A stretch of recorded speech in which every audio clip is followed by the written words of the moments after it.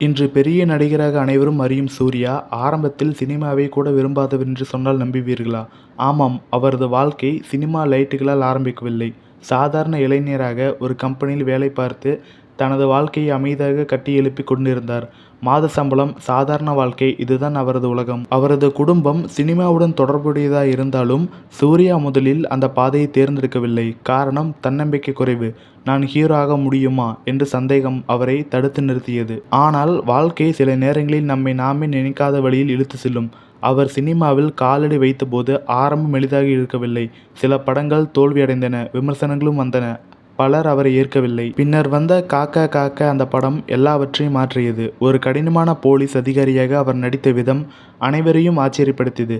அதற்கு பிறகு வந்த கஜினி போன்ற படங்கள் அவரை முழுமையாக புதிய உயரத்திற்கு கொண்டு சென்றது. இன்று அவர் வெறும் நடிகர் மட்டுமல்ல, ஒரு இன்ஸ்பிரேஷன். ஒரு சாதாரண வேலையிலிருந்து தொடங்கி தன்னம்பிக்கை இல்லாத நிலையை கடந்து கடின உழைப்பால் உச்சத்தை அடைந்த மனிதர். ஏனெனில் சிலர் ஆரம்பத்திலேயே பெரியவர்கள், ஆனால் சிலர் சூர்யா போல தங்கள் பயணத்திலேயே பெரியவர்களாக மாறுகிறார்கள். இந்த ஸ்டோரி உங்களுக்கு பிடிச்சிருந்தா மறக்காமல் லைக் போடுங்க.